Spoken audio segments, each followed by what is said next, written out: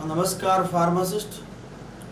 जो साथी मेरे D pharmacy first year and second year कर रहे हैं उनको लेके कुछ इम्पोर्टेंट ये सब्जेक्टिव क्वेश्चन जो राजस्थान हेल्थ यूनिवर्सिटी के अंदर पूछे जाते हैं उसको लेके अपन डिस्कशन करेंगे और कोशिश करेंगे कि मैक्सिमम जो क्वेश्चन जो एग्ज़ाम में पूछे गए हैं या एग्ज़ाम में आने की संभावना है उसका अपन डिस्क्रिप्टिव रूप से यहाँ करें। उनमें से आज अपन एक टॉपिक लिया है DSBM drug store and management, यानी आप कह सकते हैं ये डी फार्मेसी सेकेंड ईयर का टॉपिक है। और DSBM के अंदर अपन पढ़ते क्या है, यानी अगर कोई ड्रग स्टोर आपने खोला है तो उसका मैनेजमेंट कैसे करना है। मैनेजमेंट का मतलब ये है कि आपको फाइनेंशियल से लेके, आपको चैनल ऑफ डिस्ट्रीब्यूशन से लेके, आपको सेल प्रमोशन लेके और इन्वेंट्री कंट्रोल और प्लस अकाउंटिंग, यानी कितना आ रहा है कितना जा रहा है वो सब अकाउंटिंग भी अपने सिलेबस के अंदर है।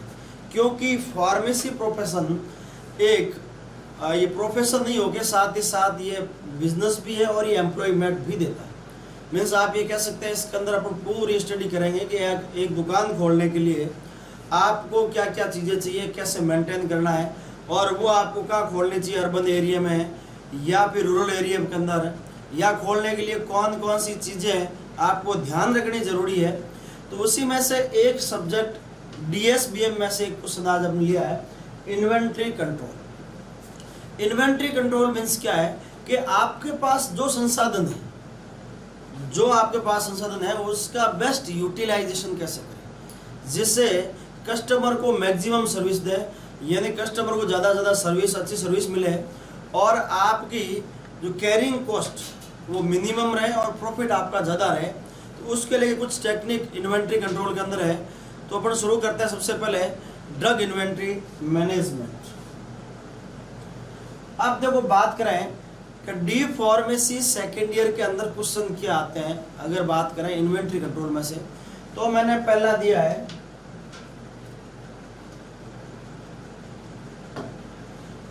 Define inventory control, right it's objective and function. यानी इन्वेंट्री कंट्रोल होता क्या है और इसका ऑब्जेक्ट क्या है और ये फंक्शन कैसे करता है। तो ये छोटा सा 8 नंबर का क्वेश्चन पूछा हुआ है पिछले एग्जामों के अंदर। दूसरा क्वेश्चन आपका आ सकता है, what is the signification of inventory control in the drug house management, discuss perpetual inventory system. यानी जब अपन इन्वेंट्री कंट्रोल की टेक्निक पढ़ेंगे तो उसमें 7-8 जो टेक्निक है उनमें से एक टेक्निक है परपेचुअल इन्वेंट्री कंट्रोल। मीन्स ये जनरली जो ड्रग वेयर हाउस या जो आपका वेयर हाउस स्टोर है उसके अंदर कितना माल पड़ा है, कितना जो आउट गया है उसको लेके मैनेजमेंट है, उसका कंट्रोल है, उसको लेके परपेचुअल इन्वेंट्री कंट्रोल है। इसके अंदर क्या होता है कि या तो आपने बिन कार्ड रख दिए, बिन कार्ड मीन्स क्या होता है, जितने आपके पास आइटम है हर आइटम का एक अलग अलग कार्ड है। अगर आपके पास 100 डिब्बे पड़े हैं और आज की तारीख में मैंने 5 डिब्बे निकाले हैं तो उस कार्ड पे लिख दिया मैंने कि भाई 5 डिब्बे आज विड्रॉ किए, मीन्स पीछे बैलेंस कितना बचा 95। मीन्स आपको बार बार वो काउंट करने की आवश्यकता नहीं है। तो ये भी क्वेश्चन पूछा हुआ है जो डी फार्मेसी सेकेंड ईयर के एग्जाम के अंदर कि what is the significance of inventory control in the drug house management and discuss the perpetual inventory system. या फिर प्रश्न क्या आ सकता है, enlist various method of inventory control. Inventory control के जो मेथड है आगे हम डिस्कशन करेंगे कि उसका आप लिस्ट लिखें और describe in detail of EOQ and ABC analysis. EOQ means economic order quantity, यानी आपको माल कितना ऑर्डर करना है उसमें इकोनॉमी ध्यान रखना पड़ेगा। जैसे आजकल तो सुविधाएं होगी आपकी नेट की, फ़ोन की, और पहले क्या होता था जैसे पत्र लिखते थे या फिर आपको पता महंगा आइटम है तो उसको आप बहुत कम स्टोर करें, या कोई सस्ता आइटम है तो बार बार जो ऑर्डरिंग कॉस्ट और कैरिंग कॉस्ट उसको मिनिमम कैसे करें, यानी आपको माल कितना ऑर्डर करता है उसका एक मेथड है इकोनॉमिक ऑर्डर क्वांटिटी। और दूसरा ABC बोले तो ऑलवेज बेटर कंट्रोल। मीन्स जो आपके पास आइटम पड़े हैं उसका बेटर कंट्रोल कैसे करें, उसको लेके जितनी भी इन्वेंट्रीज या जितने भी आइटम हैं उनको 3 भागों में बांटा है, item A, item B and item C. और या फिर क्वेश्चन क्या आ सकता है, enlist various method of inventory control and discuss the EOQ method. यानी आप सिंपल सा कह सकते हैं कि इन्वेंट्री कंट्रोल के अंदर पढ़ना क्या क्या है। यानी एक तो आपको ऑब्जेक्ट पढ़ना है, एक आपको फंक्शन पढ़ना है, और दूसरा आपको इन्वेंट्री के मेथड कौन कौन से, और उस मेथड में से 2-3 जो हमेशा पूछा जाते हैं मेनली है EOQ, ABC एनालिसिस, या आगे अपन पढ़ेंगे VED यानी वाइटल, एसेंशियल एंड डिजायरेबल। यानी डी फार्मेसी में जो RUHS का पेपर आता है उसके डिस्क्रिप्शन कैसे लिखना है, मैं बात कर रहा हूँ सब्जेक्टिव पर्सन के अंदर क्या लिखना है। तो ये इस प्रकार से प्रश्न आपके इन्वेंट्री कंट्रोल में आ सकता है। और या फिर जहाँ भी इन्वेंट्री कंट्रोल का ऑप्शन आपको दिखे तो एटलीस्ट आपको इसकी डेफिनेशन, उसका ऑब्जेक्ट, और यानी डेफिनेशन, ऑब्जेक्ट और इस फंक्शन और उसके मेथड के नाम तो एटलीस्ट याद होने चाहिए।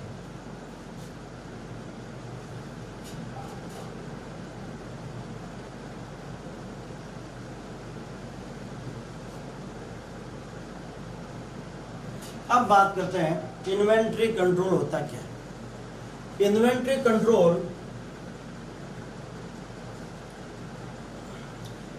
Control shows the major current assets of the business enterprises।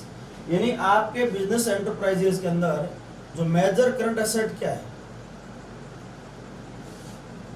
एक बार बता आपके हिसाब से इन्वेंट्री कंट्रोल होता क्या है और ये क्या करता है। यानी इन्वेंट्री कंट्रोल के अंदर क्या शो करता है, shows the major current assets. यानी आपके बिजनेस एंटरप्राइजेज में आपके पास में एसेट्स क्या क्या है, यानी आपके पास आइटम कौन कौन से हैं उसको शो करता है। दूसरा आप कह सकते हैं inventory control are the primary maintain for the smooth running of business. यानी अगर आप बिजनेस कर रहे हैं तो इसका स्मूथ रनिंग कैसे हो, मीन्स आप कह सकते हैं इसमें जो टेक्निक दे रखी है, जैसे कोई माल एक्स्ट्रा स्टोर भी नहीं हो और अगर कोई आइटम आपका शॉर्ट भी नहीं हो जिससे कि कस्टमर आए और आपको बार बार लेने के लिए जाना पड़े, मीन उसको अगर आप मेंटेन करते हैं तो बिजनेस स्मूथली आप रन कर सकते हैं। तो इन्वेंट्री कंट्रोल में सिंपल है कि आपके वो करंट असेट्स दिखाता है और बिजनेस को स्मूथली रन कैसे करना है वो इसका। Inventory management is essential to maintain a large size inventory for efficient and smooth production, also for the sale operation and also minimize the firm investment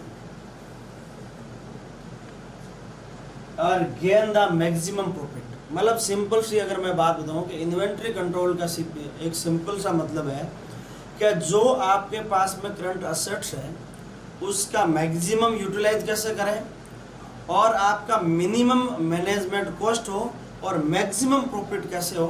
तो जो आपके पास आइटम है या जिसका आप बिजनेस करते हैं उसको मैनेज कैसे करना है उसको लेके कुछ टेक्निक दी गई है जिसका हम डिस्कशन करने जा रहे हैं। अब बात करें कि इन्वेंट्री कंट्रोल के ऑब्जेक्ट क्या है। अब देखो ऑब्जेक्ट आपको पता ही है कि पहला मैक्सिमम ऑब्जेक्ट क्या है। अगर आप कोई भी बिजनेस करते हैं तो अपना ऑब्जेक्ट ये रहेगा कि आप कस्टमर को मैक्सिमम सर्विस मिले। अब देखिए कस्टमर कहाँ जाएगा जब उसको पता है कि मुझे ये हर आइटम मिल जाएगा या एक ही दुकान पे मुझे आइटम मिल जाएगा, मुझे इधर उधर जाना नहीं पड़ेगा। तो ये आपका मैनेजमेंट होना चाहिए कि कस्टमर जो आपके पास में आ रहा है उसको मैक्सिमम सर्विस कैसे दे, और वो तभी पॉसिबल है जब आपने कोई इन्वेंट्री कंट्रोल किया। आपको पता है कि ये आइटम तो मेरे पास होने ही चाहिए। तो इसका पहला ऑब्जेक्ट हो गया ये मैक्सिमम कस्टमर सर्विस। अब देखो मैक्सिमम कस्टमर सर्विस होगी तो आपको प्रॉफिट भी रहेगा। दूसरा मिनिमम इन्वेंट्री इन्वेस्टमेंट, यानी आपका इन्वेस्टमेंट भी मिनिमम हो। और तीसरा लो कॉस्ट प्लांट ऑपरेशन, यानी जो आप बिजनेस कर रहे हैं चाहे कोई प्लांट आप लगाया है, आपने कोई वेयर हाउस लगाया है, कोई दुकान लगाई है, तो उसके अंदर मैन पावर से लेके और जो ऑपरेटिंग कॉस्ट है यानी उसको चलाने के लिए चाहे लाइट का बिल भरना है या किराया है, वो मिनिमम जो ऑपरेटिंग कॉस्ट हो उसको लेके, यानी इन्वेंट्री कंट्रोल में तीनों चीज़ आ गई। पहली कौन सी होगी आपकी, maximum customer service, minimum inventory investment और लो कॉस्ट प्लांट ऑपरेशन, यानी जो प्लांट आप चला रहे हैं, उसको ऑपरेशन करने के लिए यानी चलाने के लिए आपका इन्वेस्टमेंट कम से कम हो।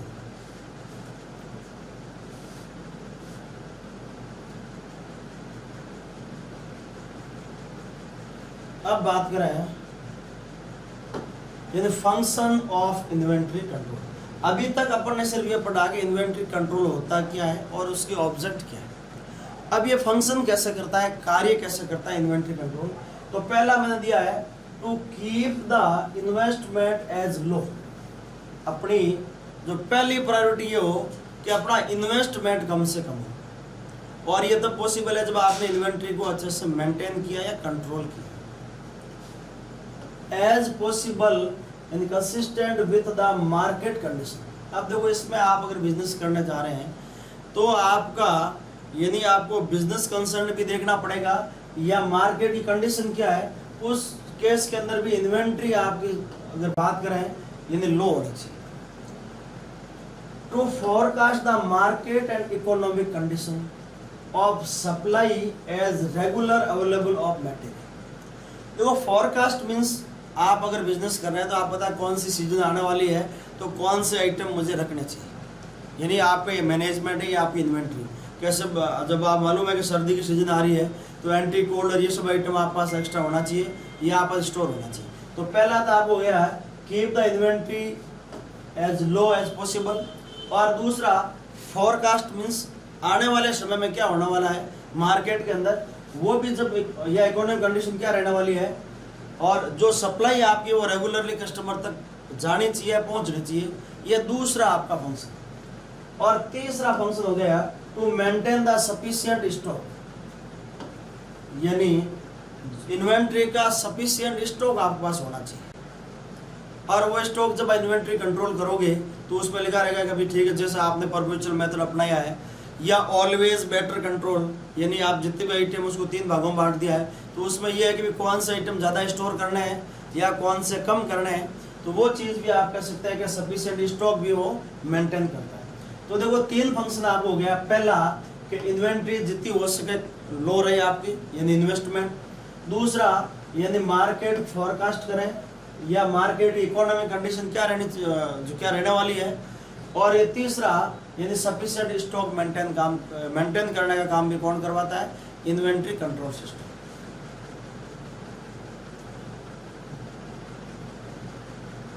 अब देखो चौथा, to maintain the proper record as to supply accurate and regular material report to the management, यानी आपका रिकॉर्ड भी प्रॉपर मेंटेन होना चाहिए।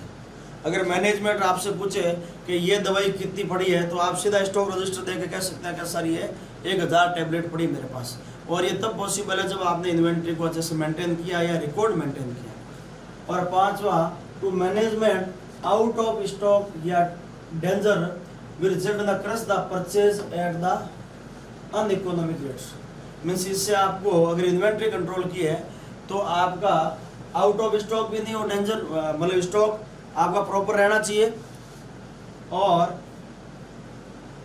अननेसेसरी आपका पेमेंट या पैसे भी नहीं लेना चाहिए। तो इन्वेंट्री कंट्रोल के अंदर पहला तथा इन्वेंट्री कंट्रोल क्या होता है। इन्वेंट्री कंट्रोल कोई भी बिजनेस को स्मूथली रन करने के लिए ज़रूरी है, और आपकी ऑपरेटिंग कॉस्ट मिनिमम रही, लो कॉस्ट इन्वेंट्री इन्वेस्टमेंट हो, ये आपके ऑब्जेक्ट की बात करें, या कस्टमर को मैक्सिमम सर्विस मिले, मिनिमम इन्वेंट्री इन्वेस्टमेंट हो, एंड प्रॉफिट आपका ज़्यादा हो, एंड एक ऑपरेटिंग कॉस्ट आपकी चलाने का खर्चा भी कम हो। ये तो हो गया ऑब्जेक्ट। अब बात कर रहे हैं फंक्शन की, यानी फंक्शन जो मैंने अभी बताया है, यानी इन्वेंट्री लो होनी चाहिए, आप भविष्य में क्या होने वाला है इसकी फोरकास्ट आप कर सकें।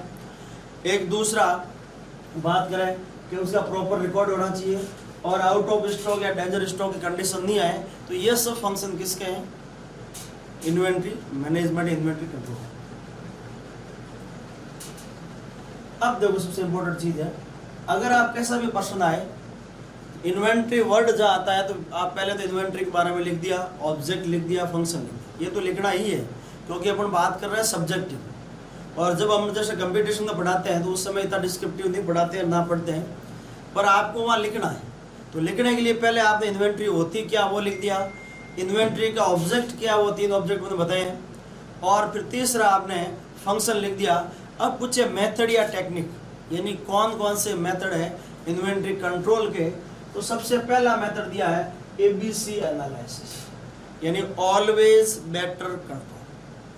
और यही प्रश्न अगर कंपटीशन में आता है तो इसकी फुल फॉर्म पूछ लेते हैं, ABC क्या होता है, तो ऑलवेज बेटर कंट्रोल। फिर दूसरा है इकोनॉमिक ऑर्डर क्वांटिटी, यानी EOQ, यानी आपको ऑर्डर कितना करना है, एक्स्ट्रा ऑर्डर में नहीं हो जाए, या आपकी ऑर्डरिंग कॉस्ट मिनिमम हो, या उसको कैरिंग कॉस्ट मिनिमम।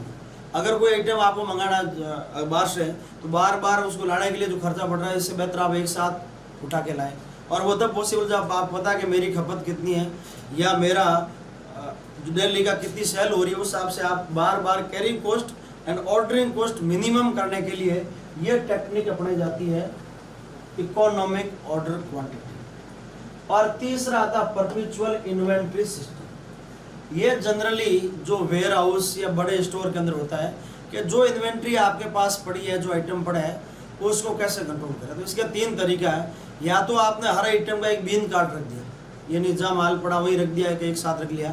आप जैसे 10 डब्बे बेचे तो 10 आपने एंट्री कर ली कि आज की डेट में पैरासीटामोल मैंने ये 10 डब्बे निकाले। मीन्स आपके स्टॉक में कितने बचे, अगर 100 थे तो 90 बचे, तो आप वो काउंट करने की आवश्यकता नहीं, वो बीन कार्ड से आप दे सकते हैं। और दूसरा हो सकता है स्टॉक रजिस्टर। ये आपने वो जो स्टोर कीपर जो होता है वो स्टॉक रजिस्टर मेंटेन करता है, या जो कोई भी ड्रग इश्यू करता है वो रजिस्टर में नोट कर लेता है कि आज मैंने एमॉक्सिलिन इतनी दी। मीन्स उसको देख के भी आप देख सकते हैं कि मेरे पास स्टॉक कितना पड़ा है।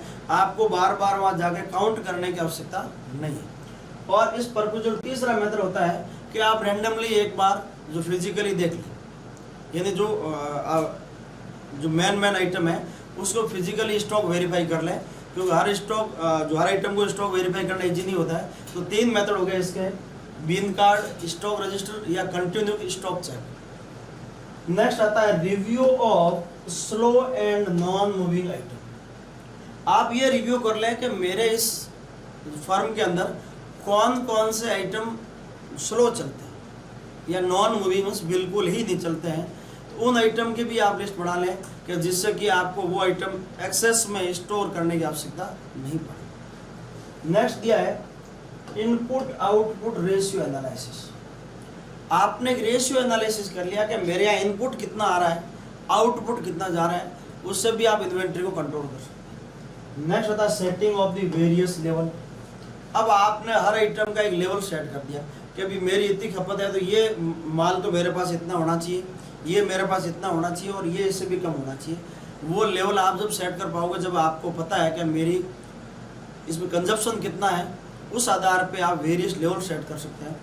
नेक्स्ट दिया use of the material budget, इन्हें आपको कितना लगाना है, या फिर establishment and effective purchase procedure, यानी आइटम को परचेज करने के लिए आपने एक इफेक्टिव प्रोसीजर अपनाया कि मेरे को ऐसे परचेज करना है। तो ये साथियों आपकी टेक्निक जो सिंपल सा प्रश्न आए, right notes on inventory control, तो डेफिनेशन, ऑब्जेक्ट, फंक्शन और ये 8 टेक्निक होगी। पहली कौन सी आपकी ABC एनालिसिस, दूसरी इकोनॉमिक ऑर्डर क्वांटिटी, तीसरी परपेचुअल इन्वेंट्री सिस्टम। ये तीन कौन कौन सी होगी, पहला आपका ABC analysis, economic order quantity या परपेचुअल इन्वेंट्री सिस्टम, या रिव्यू ऑफ स्लो और नॉन मूविंग आइटम, और या input output ratio, setting of various levels and use of material budgeting and establishing an effective purchase procedure. यानी ये आपकी technique है।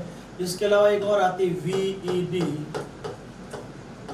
V से वाइटल एसेंशियल डिजायरेबल, यानी आपको आपकी फर्म के अंदर या दुकान के अंदर कौन कौन सा आइटम वाइटल मीन्स अपन जैसे बोलते हैं मेरा वाइटल ऑर्गन है, जैसे हार्ट है, लिवर, ये क्या वाइटल ऑर्गन है, मीन्स इसके बिना आप सर्वाइव नहीं कर सकते। या कोई बिजनेस में यानी वो आइटम तो होना ही चाहिए, ये हो गया वाइटल। दूसरा एसेंशियल मीन्स वो भी जरूरी है, और डिजायरेबल मीन्स है तो ठीक है, नहीं है तो भी ठीक। तो एक टेक्निक ये और आ गई है। तो ये these are the technique of inventory control, ABC analysis, economic order quantity, तीसरा परपेचुअल इन्वेंट्री सिस्टम, चौथा review of slow and non moving item, पांचवा इनपुट आउटपुट रेशियो एनालिसिस, छठा सेटिंग ऑफ वेरियस लेवल्स, और सातवां यूज ऑफ मटेरियल बजटिंग, और आठवां establishing an effective purchasing procedure, यानी खरीदने का आपने एक प्रोसीजर बना दिया है कि मुझे इसी तरह खरीदना है। तो these are the technique of inventory control.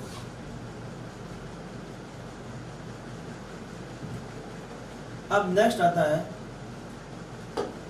ABC analysis. In this technique, the material are divided into the three groups according to cost and material.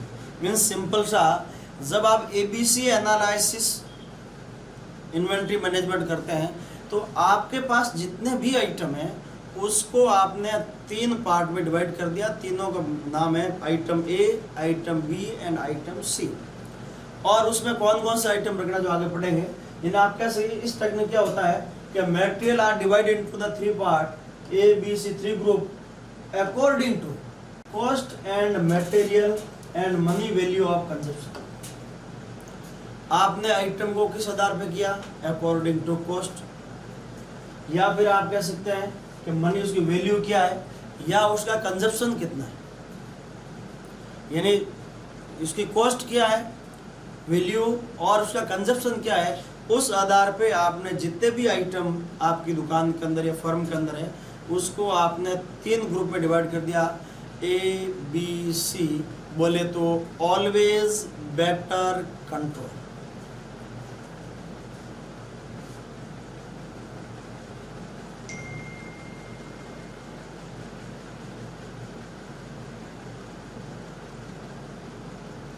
अब देखिए ये अपन ने आइटम को तीन भागों में बांट दिया, A item, B item and C item. और ये भी आपको पता है कि ये आइटम को आप तीन भागों में कैसे बांटा था, according to cost and consumption, यानी उसका जो कॉस्ट क्या लग रही है और उसका कंजप्शन क्या है।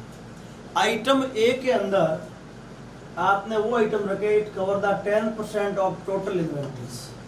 मीन्स आप कह सकते हैं आपके पास अगर 100 आइटम है तो आइटम ए के अंदर ओनली कितने परसेंट आइटम आएंगे, 10%। और वो 10% आपका 70% बजट कवर करता है। मीन्स आप कह सकते हैं बहुत ही वाइटल या बहुत महंगे आइटम जो आपका नंबर ऑफ आइटम के तो ओनली कितना कवर कर रहा है, 10%, लेकिन जो बजट आपका है वो 70% उसमें खर्च होता है। तो जाहिर सी बात, ये बात आप समझ गया कि ऐसे आइटम का ध्यान रखना बहुत ज़रूरी है। और उसका मैनेजमेंट कौन करता है, हाई लेवल मैनेजमेंट या उसका जो ओनर होता है वो करेगा कि भाई ये महंगे आइटम है जो उसका बजट मेरा बहुत ज़्यादा लगा हुआ है, लेकिन जो नंबर ऑफ आइटम में काउंट करें तो ओनली कितना हो रहा है, 10%, और इन्वेंट्री उसमें कितनी लगी है, 70%। तो सिंपल लिखा हुआ है it cover 10% of the total inventories, यानी जितने आइटम है उसका ओनली 10% आइटम ही आइटम ए के अंदर आता है, लेकिन जितना आपका बजट है उसका 70% ये खत्म कर देता है। Means it consumption about 70% of total budget. यानी आपका अगर 100 रुपया बजट है तो 70 रुपये तो आपको सिर्फ ओनली 10% आइटम में खत्म होगा। इसका मतलब ये हुआ कि आइटम ए को वेरी स्ट्रिक्ट कंट्रोल करना पड़ेगा। कैसा करना पड़ेगा, very strict control. It need the maximum follow up, क्योंकि महंगे आइटम है, आपको लगातार मैक्सिमम फॉलोअप लेना पड़ेगा कि ये आइटम कहीं एक्सपायर नहीं हो जाए या मेरा ज़्यादा पैसे डेड नहीं हो जाए कि जैसे फालतू का ब्याज भरूँ मैं। यानी उसका स्ट्रिक्ट कंट्रोल बहुत ज़रूरी है। और next, it must be handle by the senior officer. इसको कौन करेगा, जो सीनियर मैनेजमेंट या ऑनर या सीनियर ऑफिसर करेंगे। और it required either no safety stock और लो सेफ्टी स्टॉक। मीन्स इसको आपको ज़्यादा स्टोर में इकट्ठा करने की आवश्यकता नहीं है। आप स्टोर में तो वो आइटम रखेंगे जिनके पैसे कम लगे हुए हैं और बार बार आपको मार्केट से लाना नहीं पड़े, एक साथ खरीद के लिए आपने स्टोर में रख दिया और जब ज़रूरत पड़ी आप वहाँ से उठा के लिए, क्योंकि उसमें आपकी इन्वेंट्रीज या उसकी कॉस्ट आपकी कम लगी हुई। अब अगर महंगे आइटम आप स्टोर में इकट्ठा करोगे तो आपका बजट बढ़ जाएगा। तो सिंपल सी बात है, आपको रटने की आवश्यकता नहीं है। अपन बात कर रहे थे ABC एनालिसिस, यानी ऑलवेज बेटर कंट्रोल।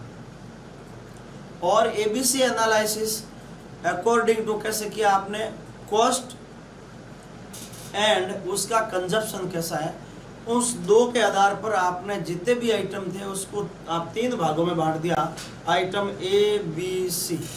अब आइटम ए की बात करें तो मैंने बता दिया कि जितनी आपकी इन्वेंट्री है उसकी ओनली 10% खर्च होती है, लेकिन बजट आपका 70% खर्च हो गया। इसका मतलब ये है कि उसका स्ट्रिक्ट कंट्रोल करना बहुत ज़रूरी है, उसका लगातार फॉलोअप लेना बहुत ज़रूरी है, और इसका हैंडल भी एक सीनियर आदमी करना चाहिए, ऑफिसर या मैनेजमेंट। और इसका आपको एक्स्ट्रा स्टॉक रखने की आवश्यकता नहीं है क्योंकि ये कॉस्टली आइटम। दूसरा दिया है item B item, it cover only 20% of total inventory, यानी आप जितनी इन्वेंट्री है उसका आपने ओनली 20% कवर करता है, और बजट भी आपका ओनली 20% करता है मीन्स। और it required the moderate control, मतलब ज़्यादा कंट्रोल करने की जरूरत नहीं, बट मॉडरेटली कंट्रोल होना चाहिए। और it need the periodic follow up, यानी आप प्रायोरिटी के हिसाब से आप फॉलोअप लेना है कि आप कौन कौन सा आइटम है।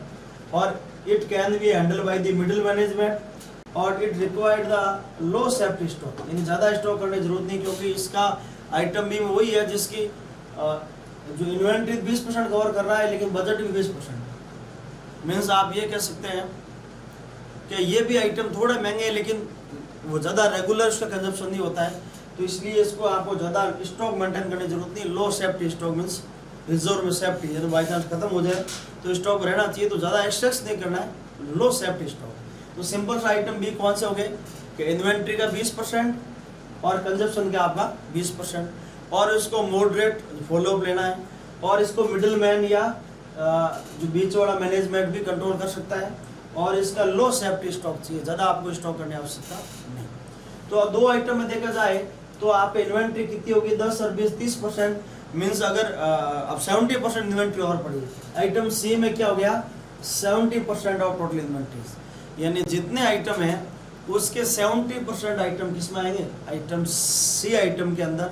और आपका बजट देखिए तो ये 70 और 20 ही खर्च हो गया, पीछे बचा कौन सा, ओनली, यानी जो सबसे सस्ता आइटम है जो रेगुलर चलते हैं, यानी उसका कंजप्शन ज़्यादा है, वो सब आइटम आपने किस में रख दिया, आइटम सी के अंदर। इसका मतलब वो टोटल इन्वेंट्री कितना कवर कर रहा है, 70%, और बजट आपका ओनली 10%। और इसको रेगुलर जो फॉलोअप लेना जरूरी है, क्लोज, क्योंकि जो कोई खत्म नहीं होता आइटम। और it can be handle by any officer, कोई कर सकता है, और इसका आपको सेफ्टी स्टॉक रखना बहुत जरूरी है। तो ये आपके ABC एनालिसिस, देखो इसमें कुछ ज़्यादा करना नहीं, सिंपल सा एक बार आप प्रैक्टिस करें कि ऑलवेज बेटर कंट्रोल सिस्टम के अंदर आपने आइटम को ये 3 ग्रुप में बांट दिया है, group A, B and C। बोले तो item A, item B, item C। Item A के अंदर आपने वो आइटम लिए जो महंगे हैं, यानी आपका बजट का 70% खत्म हो गया, और अगर नंबर ऑफ आइटम देखा जाए तो ओनली 10% हो रहा है। इसका मतलब उसका स्ट्रिक्ट फॉलोअप लेना जरूरी है कि एक्सेस में स्टोर नहीं होना चाहिए, खराब नहीं होना चाहिए, और उसका रेगुलर फॉलोअप लेना भी जरूरी है, और उसको हैंडल सीनियर मैनेजमेंट या सीनियर ऑफिसर करता है, और इसका कोई सेफ्टी स्टॉक मेंटेन करने की आवश्यकता नहीं है। ये सब पॉइंट इसमें आते हैं। और बात करें आइटम बी के अंदर तो ओनली 20% इन्वेंट्री और 20% ही बजट, और इसका पीरियोडिक फॉलोअप ले सकते हैं, इसको मिडिल मैनेजमेंट भी हैंडल कर सकता है, और इसका सेफ्टी स्टॉक आपको लो रखना, ज़्यादा स्टोर करने की आवश्यकता नहीं है। लेकिन सी के अंदर आइटम वो है जो रेगुलरली चलते हैं, यानी आपकी इन्वेंट्री तो बहुत कम लग रही है, पैसे कम लग रहे हैं, लेकिन आइटम आपका 70% कवर हो गया, और इसका रेगुलर फॉलोअप लेना जरूरी है, और इसका सेफ्टी स्टॉक रखना भी जरूरी है। तो सिंपल सा क्वेश्चन एक बार पूछा था RUHS ने, describe inventory control, right the notes on ABC control. तो सिंपल सा आप लिख दोगे इन्वेंट्री कंट्रोल क्या होती है, इसके ऑब्जेक्ट क्या है, इसके फंक्शन क्या है, और जो टेक्निक मैंने बताई थी 8-9, जैसे आप ABC एनालिसिस, EOQ या सेटिंग द वेरियस लेवल, यानी वो जो 8-9 टेक्निक है वो जरूर एक बार आप लिख के प्रैक्टिस करके याद करें।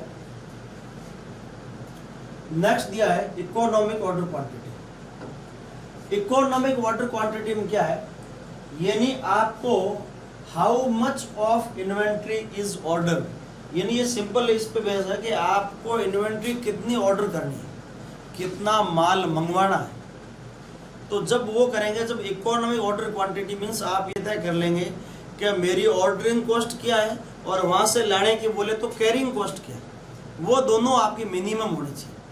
तो आपने ये तय कर लिया कि ये आइटम तो मेरे को एक साल में एक बार ही मंगवाना है, और कोई आइटम ज़्यादा चल रहे हैं तो मीन्स उसको, या महंगे आइटम है जो एक साथ आप इतनी इन्वेंट्री इन्वेस्ट नहीं कर सकते हैं, तो आपने उस मंथली बेस पे या जो भी आपको रिक्वायरमेंट के हिसाब से आप मंगा सकते हैं। यानी आपको ऑर्डर कितना करना है, EOQ इकोनॉमिक ऑर्डर क्वांटिटी।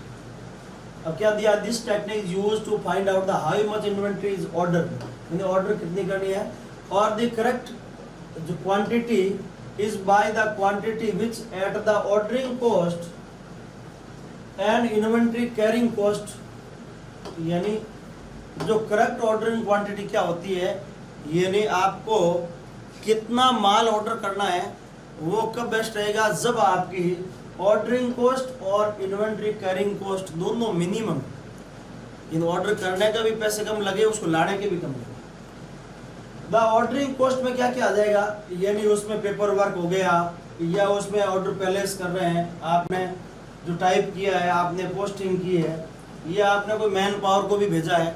अब आजकल मेल भरता है लेकिन उसमें भी आपको मैन पावर चाहिए, तो वो सब कॉस्ट उसमें इन्वॉल्व है ऑर्डरिंग कॉस्ट का। तो ये इकोनॉमिक ऑर्डर क्वांटिटी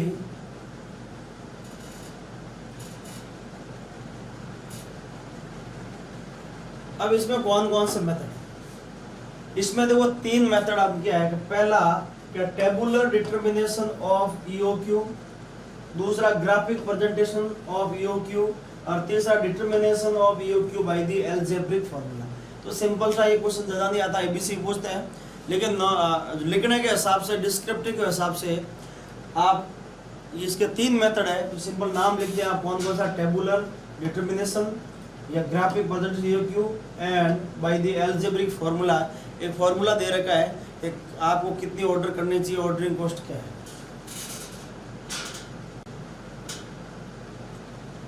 अब ये जो टेबुलर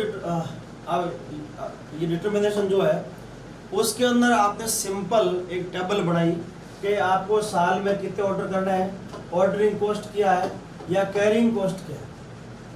यानी आपकी कैरिंग कॉस्ट अगर ज़्यादा हो रही है तो आप साल में एक बार ऑर्डर दे सकते हैं, या जो कैरिंग जो कॉस्ट कम आ रही है, ये तो आप बार बार भी ला सकते हैं कि वो उस पर डिपेंड करता है कि आपकी दुकान वेयर हाउस से है, जहाँ से आपका माल आ रहा है वहाँ से क्या है। तो ये सिंपल सा एक टेबल है, ये कह सकते हैं arrangement of data relating item here to the data approximate EOQ, मतलब आपको कौन सा आइटम साल में कितनी बार लाना है, यानी जो carrying cost minimum, ordering cost भी मिनिमम। तो ये पहला आपका हो गया टेबुलर डिटर्मिनेशन। दूसरा ग्राफिक, यानी आप सिंपल एक ग्राफ बना लिया, और तीसरा अलजेब्रिक फार्मूला, यानी सिंपल एक फार्मूला दिया है टू, यानी इसमें जो इकोनॉमिक ऑर्डर क्वांटिटी आप कह सकते हैं, इसमें जो A है यानी उसका एनुअल कंजप्शन कितना आ रहा है आपका साल में, B यानी बाइंग कॉस्ट क्या है, यानी पर ऑर्डर मटेरियल, यानी आप जितनी बार ऑर्डर दे रहे हैं उसको परचेज करने की कॉस्ट क्या है, और C यानी कॉस्ट पर यूनिट, और S यानी स्टोरेज और इन्वेंट्री कैरिंग कॉस्ट। यानी आप कह सकते हैं A में आपका एनुअल कंजप्शन, B में बाइंग कॉस्ट क्या है, C में कॉस्ट पर यूनिट क्या है, और S यानी स्टोरेज और उसके इन्वेंट्री कैरिंग कॉस्ट क्या है। तो ये फॉर्मूला सिंपल सा आपको याद रखना है और उसमें लिखना है। तो बात कर रहे थे EOQ इकोनॉमिक ऑर्डर क्वांटिटी, यानी उसमें कैरिंग कॉस्ट यानी लाने की और ऑर्डर करने की कॉस्ट दोनों आपकी मिनिमम होनी चाहिए। और उसके 3 फॉर्मूले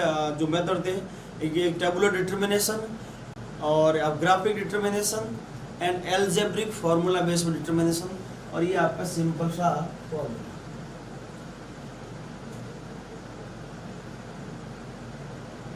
अब नेक्स्ट आता है ये परपेचुअल इन्वेंट्री कंट्रोल, यानी ये स्टोर में बैलेंस कितना बचा है मेनली वो चेक करता है। ये परपेचुअल मैंने पहले बताया था, this is the method of recording the store balance after every receipt and issue to facilitate the regular checking and to prevent the closing down of the stock taking. यानी आपने perpetual method से अब आप जब भी सामान आपने receive किया है या जब भी आपने इश्यू किया है, दोनों ही केस में रिकॉर्ड मेंटेन करना जरूरी है आपको, जिससे बार बार आपको स्टोर देखने की जरूरत नहीं पड़ेगी, या फिर कोई आइटम खत्म नहीं हो जाए, या कोई एक्सेस में आप रिसीव नहीं कर ले, मंगवा नहीं ले।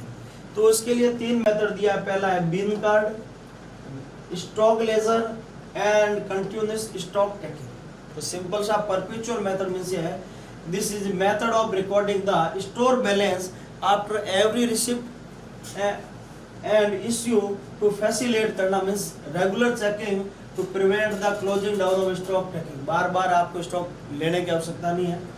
After every receipt issue entries made on the bin card या बैलेंस एडजस्ट करना जरूरी है। यानी जब भी आप रिसीव करोगे, आप इश्यू करोगे, इन दोनों में से आप उसको मेंटेन करो। यानी आपने बिन कार्ड रख दिया, उसमें आपने जो रिसीव वो भी आप लिख दिया, इश्यू वो भी लिख दिया, मीन्स बैलेंस आप ऑटोमेटिक देख सकते हैं। सिर्फ बिन कार्ड देख के आपको वो आइटम जाके देखने की जरूरत नहीं पड़ेगी। ये आपने सिंपल स्टॉक रजिस्टर मेंटेन कर लिया, या जो आइटम जो रिसीव किया या इश्यू किया, या आपने जो कंटिन्यू स्टॉक चेक करो बार बार कि अभी जो आप ये लिमिटेड आइटम का स्टॉक चेक कर लें, जो फिजिकली देख के।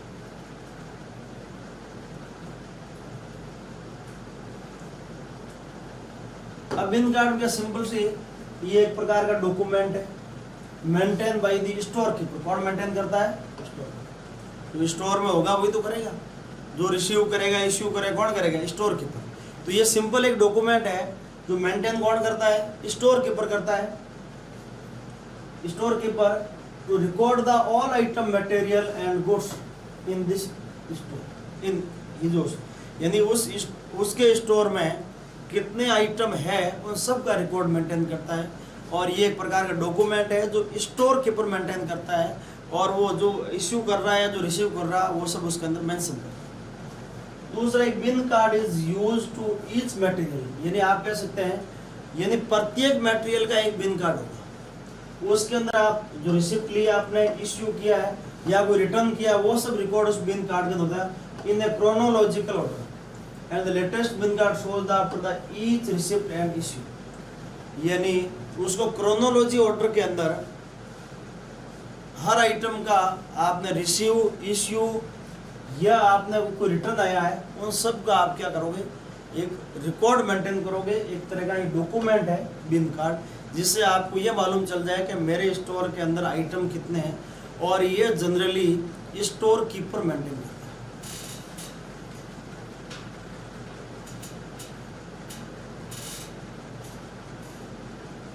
अब सिंपल आ गया स्टॉक लेजर, यानी it is kept in the cost of accounting department. ये कौन रखता है? Accounting department. The store ledger is generally maintain in the form of loose leaf card because they can be easily removed and inserted. तो एक simple सा आप कह सकते हैं अकाउंटिंग जो सेक्शन है वो स्टॉक लेजर मेंटेन करता है, यानी कौन से आइटम आए और कौन से आपने दिए। जो कंटिन्यू स्टॉक चेकिंग क्या हुआ अंडर दिस सिस्टम, ये लिमिटेड नंबर ऑफ आइटम आप रेगुलरली देखो। आप रेगुलरली जो लिमिटेड आइटम है वो एक बार चेक कर ले कि मेरे स्टोर में कितने आइटम पड़े हैं। तो ये परपेचुअल इन्वेंटरी सिस्टम, इसमें 3 मेथड थे। कौन कौन से? पहला बिन कार्ड, दूसरा स्टॉक लेजर, और तीसरा continuous stock checking.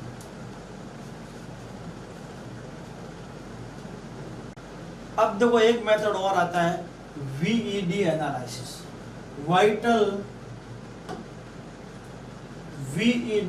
Vital essential and desirable. This system is based on the utility of material in the drug store. आपके स्टोर के अंदर उसकी यूटिलिटी कितनी है, उसके आधार पे आपने VED एनालिसिस किया। और VED analysis is the very useful to control and maintaining the stock of various type of formulation and particular group of drugs।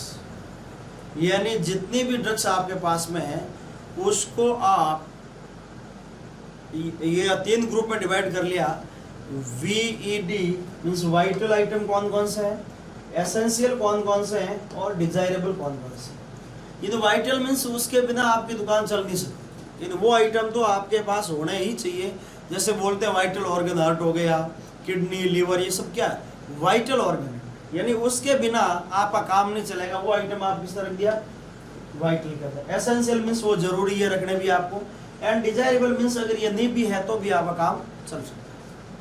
तो ये साथियों आपका एक छोटा सा एक क्वेश्चन जो ड्रग स्टोर मैनेजमेंट के अंदर मैंने लिया, और अब कोशिश की बहुत शॉर्ट टाइम में एक पूरा क्वेश्चन, ये जरूर आपके डी फार्मेसी सेकेंड ईयर में आता है, अच्छे से प्रैक्टिस कर लें।